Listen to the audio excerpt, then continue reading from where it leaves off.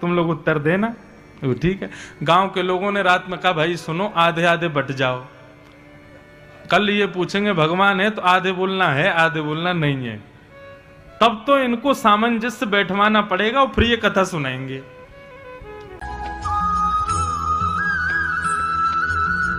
लिए करने, लेकिन यज्ञशाला के बाहर में इतने बड़े बड़े हॉर्न लगा दिए और सुबह 4 बजे से ही ना बच्चों को सोने दे रहे हैं, रात में 11 बजे तक उसी में ही महाराज सुंदरकांड का पाठ चल रहा है, बच्चे सो ही नहीं पा रहे। घर परिवार में, पड़ोसियों में, आपस में सब में द्वंद्व चल रहा है, कान पर रुई लगा करके रात में लोग सो रहे हैं, भैया कहाँ जाएं, कैसे जाएं, और कर क्या रहे हैं यज्ञ, लेकिन परेशान हो रहे हैं सब लोग उससे। वो धर्म नहीं है। धर्म का स्वभाव क्या है? जो सबको धारण करे, जो सबको संभाल लेवे, वो धर्म है।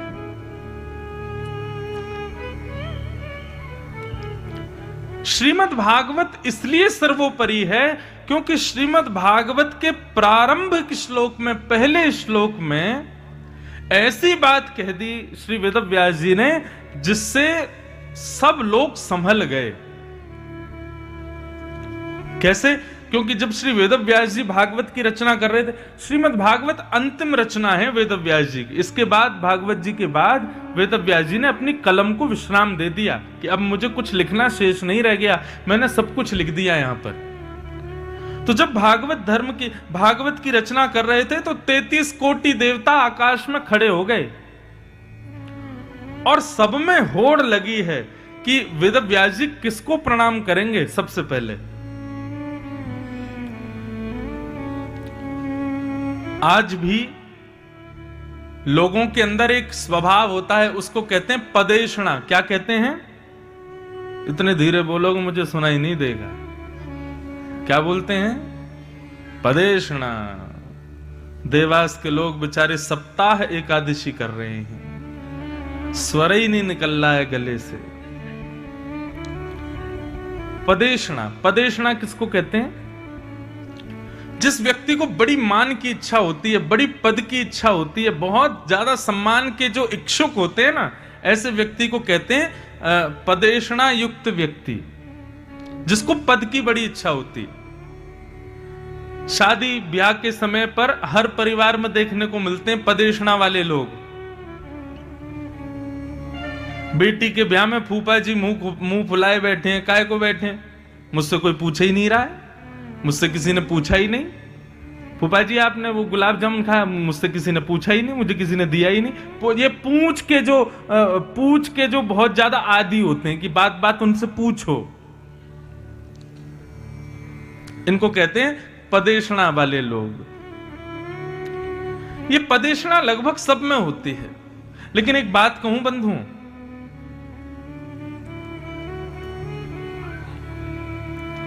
अपमान का बोध उसी को होता है जिसको सम्मान की बहुत इच्छा होती है। जिसको बहुत सम्मान का जो प्यासा होता है ना, अपमान उसी का सबसे ज्यादा होता है। और जिसको सम्मान की बिल्कुल इच्छा नहीं होती ना, ऐसे व्यक्ति का जबरदस्ती अपमान कर दिया जाए तो भी उसको कुछ पता नहीं चलता कि मेरा अपमान हुआ है।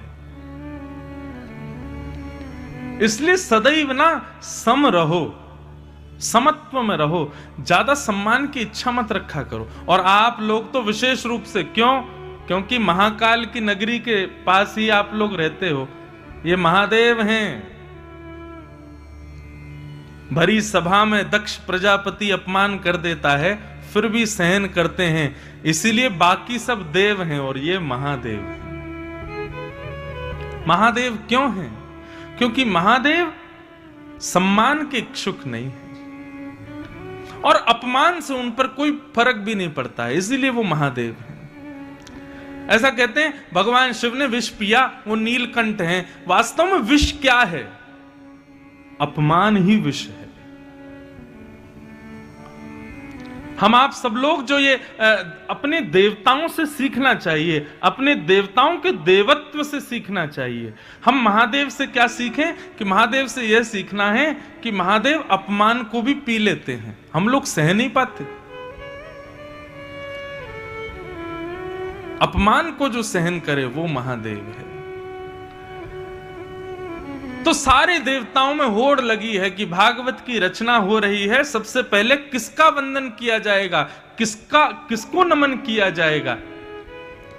वेद व्यास जी महाराज जब कलम से लिख रहे थे पहला श्लोक भागवत का, मनी मन विचार कर रहे थे बहुत बड़ा युद्ध होने वाला है। क्यों? सारे देवता आपस में होड़ लगाए बैठे हैं, वेद व्यास जी किसका नाम पहले लिखेंगे, किसको वंदना पहले करेंगे, और मैंने यदि किसी एक को वंदन किया तो बाकी सब रूठ जाएंगे मेरे से। गणेश जी बोले मुझे पहले वंदन करेंगे, मैंने आदि कई सारे ग्रंथ लिखने में सहायता की है वेद व्यास जी की। सरस्वती बोली ये मुझे पहले वंदन करेंगे क्योंकि इनके पास जितना भी ज्ञान है वो मेरी कृपा है इनके ऊपर। नारायण बोले मुझे पहले वंदन करेंगे क्योंकि बद्री विशाल में ही लिखे हैं सारे ग्रंथ, वो बद्री विशाल नारायण की भूमि है। सब देवताओं में होड़ लगी है, परंतु श्री वेद व्यास जी महाराज अपने प्रथम श्लोक को लिखते लिखते लिखते लिखते अंत में किसको वंदन करते हैं? सत्यम परम धीमहि। इस संसार में, इन तीनों लोकों में, इस भुवन में जो कोई भी परम सत्य है मैं उसको वंदन करता हूं। आहा, प्रथम भाव ही ऐसा कह दिया कि एक दूसरे का मुंह देखने लगे देवता। बोले किसको वंदन किया इन्होंने?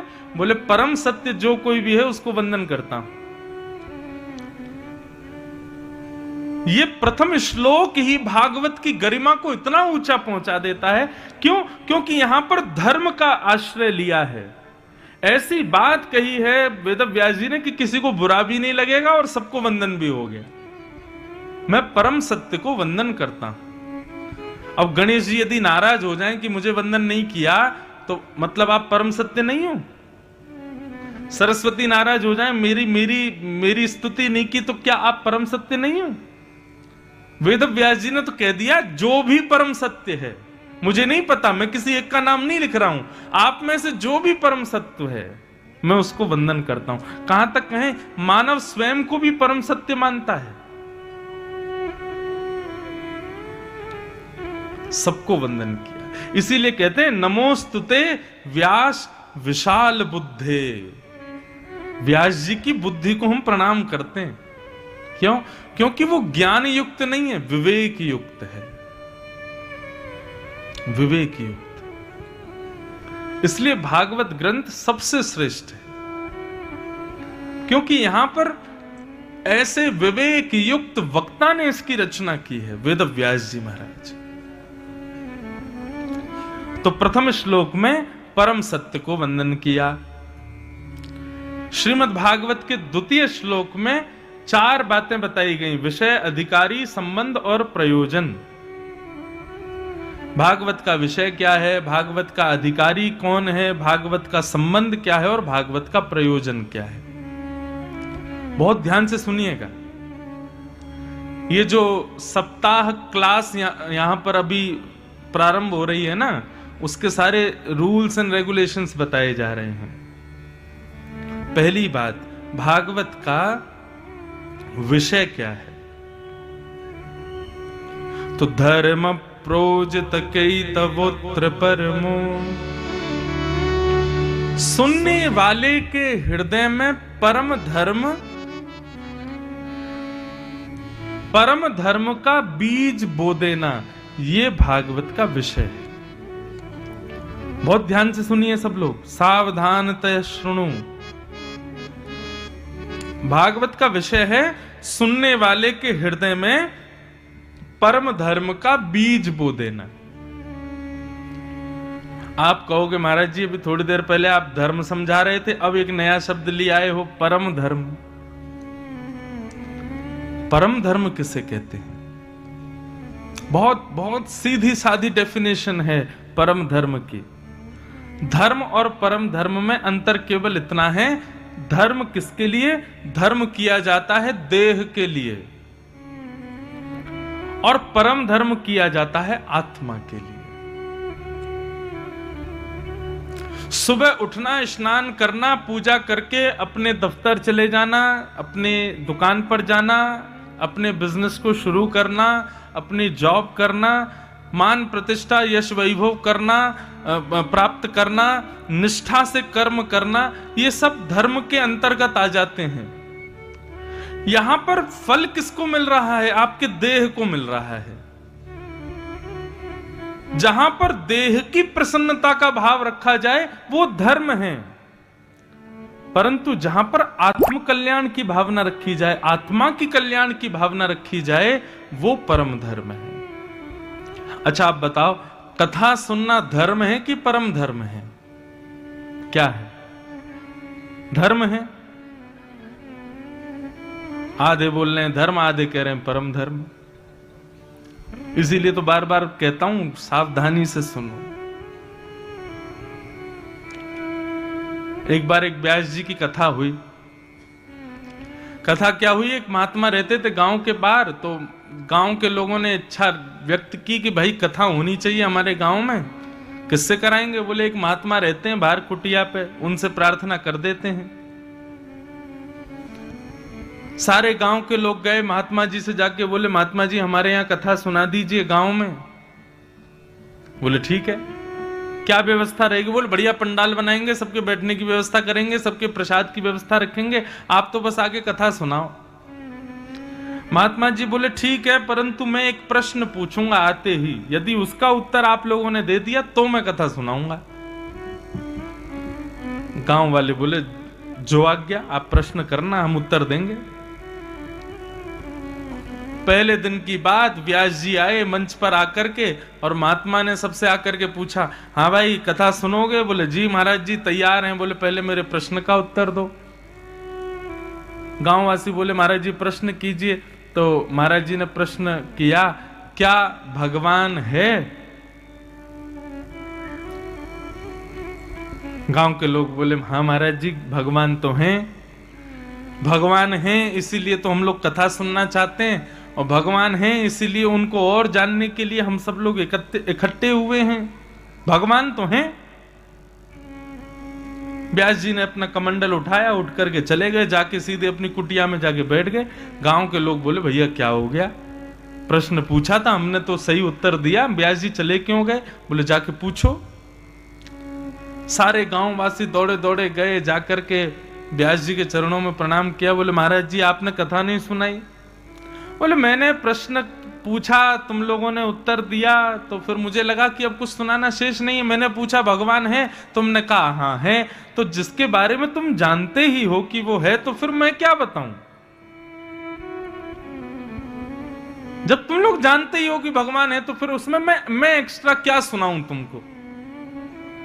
अरे महाराज जी ऐसी बात मत करो, हमने बहुत पैसा लगा के पंडाल बनाया, आप कथा तो सुना दो।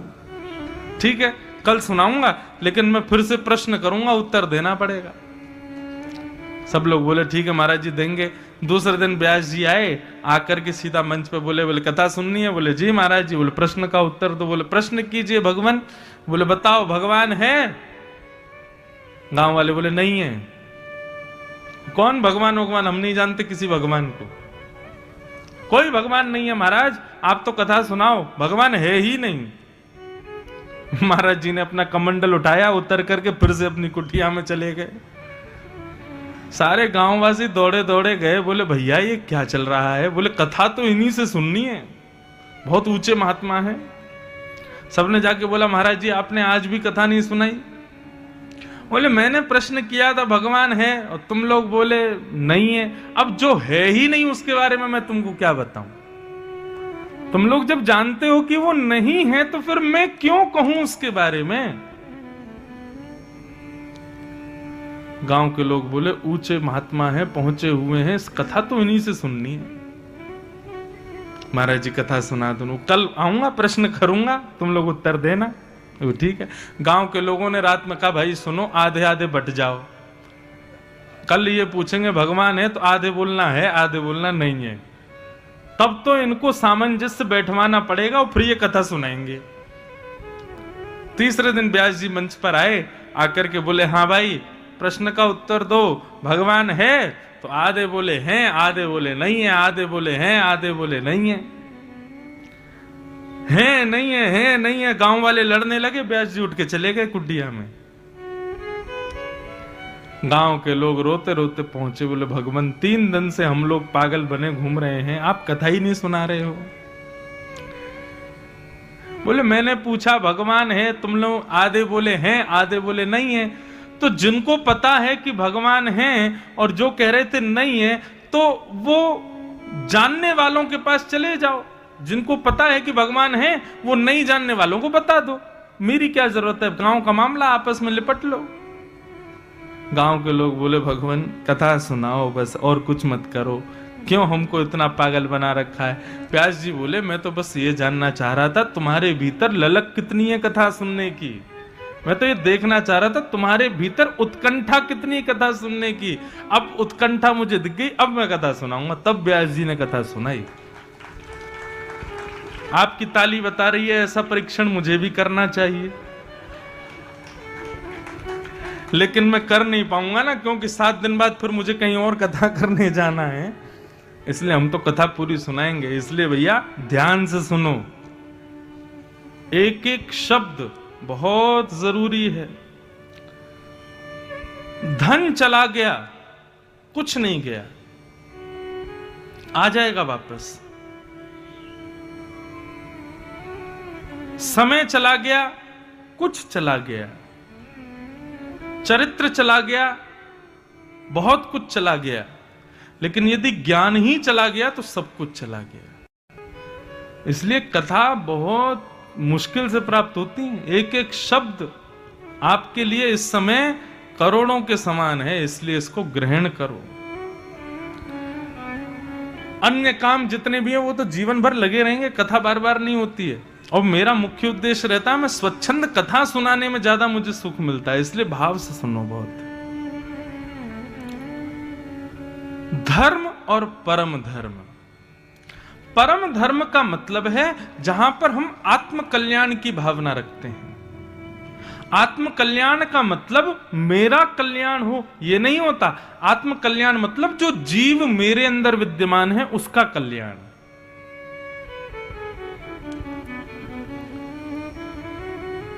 आज जो जीव मेरे अंदर बैठा है वो कुछ वर्षों पहले किसी और के अंदर था, उससे पहले किसी और के अंदर था, उससे पहले किसी और के अंदर था। ये मेरे देह को सौभाग्य मिला कि वो जीव मेरे अंदर आया। अब इस देह का कर्तव्य क्या है? ऐसी क्रियाएं करे कि वो जीव हमेशा के लिए मुक्त हो जाए, इस शरीर के बाद उसको कहीं ना जाना पड़े। ये हमारा मुख्य कर्तव्य होता है।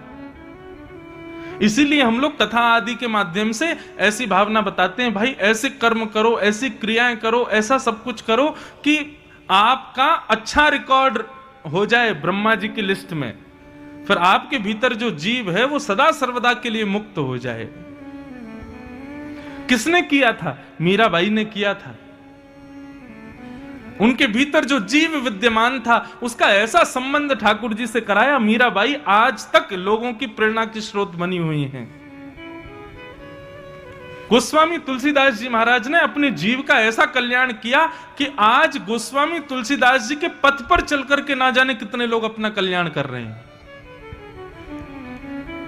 हम आप सब लोग भी इसी कारण से यहां बैठे हैं, ताकि हम में से ही कोई मीरा जैसा भक्त निकले। हम में से ही कोई, कितने साल हो गए सुनने में ही नहीं आया कोई मीराबाई जैसा, कोई तुलसीदास जैसा, कोई कुम्मनदास जैसा, कोई सूरदास जैसा कोई भक्त हुआ हो।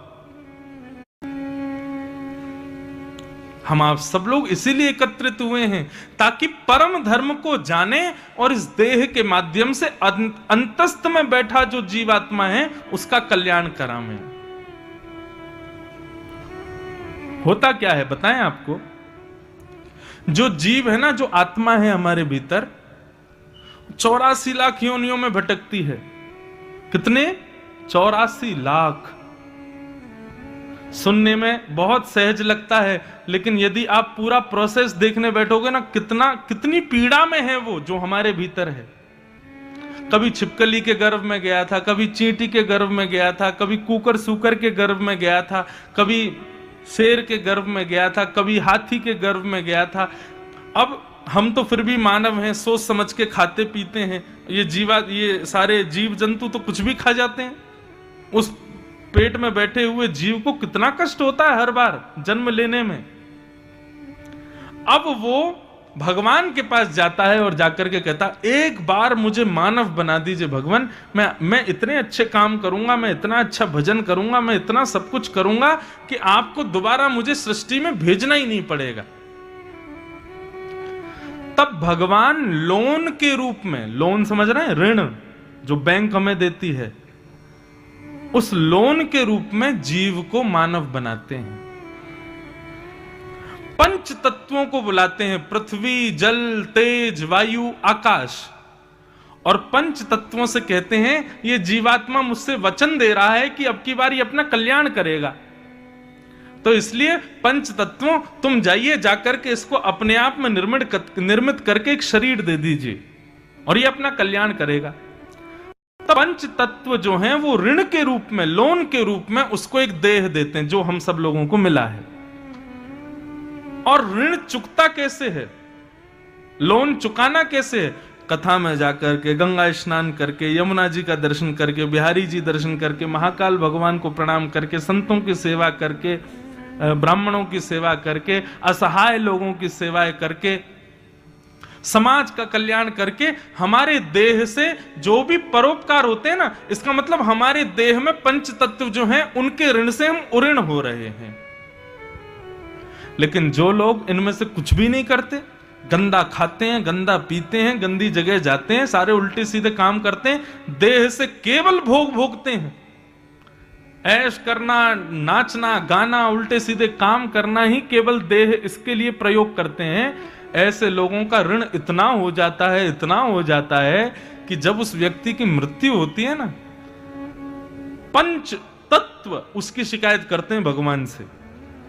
बोले भगवान आपने तो कहा था कि ये हमको मुक्त करेगा, आपने तो कहा था कि ये हम लोगों के ऋण से उऋण होगा, लेकिन इसने तो बहुत गलत काम किए नीचे जाके। तब ठाकुर जी उन पंच तत्वों से पूछते हैं, बताओ इसको क्या दंड देना चाहिए। तब पंच तत्व कहते हैं जितना इसने हमें सताया, जितना इसने हमारे साथ दुराचार किया है, उतना ही दुराचरण इसके साथ होना चाहिए। फिर उसको नरक भेजा जाता है, नरक से फिर वो दोबारा 84 लाख योनियों में भटकता है, और भटकता भटकता भटकता फिर रोता हुआ भगवान के पास जाता, अब की बार मानव बना दो भगवान। भगवान कहते नहीं, अभी और भटक तू। तब बहुत दिनों बाद ठाकुर जी उसकी सुनते हैं, फिर उसको मानव बनाते हैं। इसलिए भैया ये मानव देह जो मिला है, ये अंतिम मौका होता है। इसके बाद ना जाने क्या हम गति पहुंचने वाले, कहां हमारा जन्म होने वाला, कोई पता नहीं। इसलिए जितना कल्याण हो सके इसी जन्म में, इसी जीवन में अपना कर लो। उस आत्मा को परम तत्व में विलीन करा लो, जितना हो सके सदमार्गगामी हो जाओ अपने एक जन्म। अच्छा एक बात बताऊं, व्यक्ति का अंतिम जन्म है पृथ्वी पर, इस बात का प्रमाण क्या होता है पता है? यदि किसी व्यक्ति के अंदर बहुत अच्छे स्वभाव दिख रहे हों, उसको कभी क्रोध ना आता हो, वो कभी किसी का बुरा ना चाहता हो, कभी किसी पर रोष ना करता हो, उसके अंदर सारे अच्छाइयां ही अच्छाइयां दिखती हों, ऐसा व्यक्ति समझ लेना उसका अंतिम जन्म है। लेकिन संसार का कोई भी दुर्गुण यदि हमारे भीतर है तो समझना अभी बेटा बहुत लंबी साइकिल चलने वाली है। व्यक्ति सद्गुण युक्त यदि हो जाए, समझ लेना उसका अंतिम जन्म है, अब नहीं आने वाला वो दुनिया में। ऐसा शास्त्रों में वर्णन है, जिसका स्वभाव मधुर हो जाए, जिसकी वाणी मधुर हो जाए, जो सबका हित चाहने लगे, उसका कोई अपमान करे फिर भी उसको बुरा ना लगता हो, जो सबसे मित्रता रखता हो, सबके प्रति सुहृद भाव रखता हो, ऐसा व्यक्ति समझ लेना कि उसका अंतिम जन्म है ये। बस इसके बाद आना नहीं है उसको इस संसार में कभी। इसलिए भैया ये भागवत की जो कथा है, इन सुंदर मार्गों पर चल करके अपने, मैंने कल भी निवेदन किया था, आज भी निवेदन करूंगा, अपने दुर्गुणों को डायरी में लिख के पॉकेट में 24 घंटे रखो। एक बार को 2500 की नोट भूल जाओ घर पे, ठीक है, लेकिन डायरी रहनी चाहिए और दिन में 5 बार उसको पढ़ो। अपने दुर्गुणों को जितना बार देखोगे उतनी जल्दी दुर्गुण नष्ट होगा। वास्तव में दुर्गुण रहता क्यों है हमारे भीतर पता है? क्योंकि दुर्गुण को हम छुपाते हैं। हमारे ठाकुर जी क्या बजाते हैं? वंशी बजाते हैं। क्यों? तबला क्यों नहीं बजाते? सितार क्यों नहीं बजाते? हारमोनियम क्यों नहीं बजाते? कन्हैया वंशी क्यों बजाते हैं? वंशी पोली होती है। अब पोला होना यह सद्गुण नहीं है, यह दुर्गुण है। वंशी में 6 छिद्र होते हैं, छेद होते हैं। ये छिद्र होना ये सद्गुण नहीं है, दुर्गुण है। परंतु वंशी को ठाकुर जी ने स्वीकार क्यों किया? क्योंकि अपने दुर्गुणों को छुपाया नहीं, वंशी ने प्रकट कर दिया।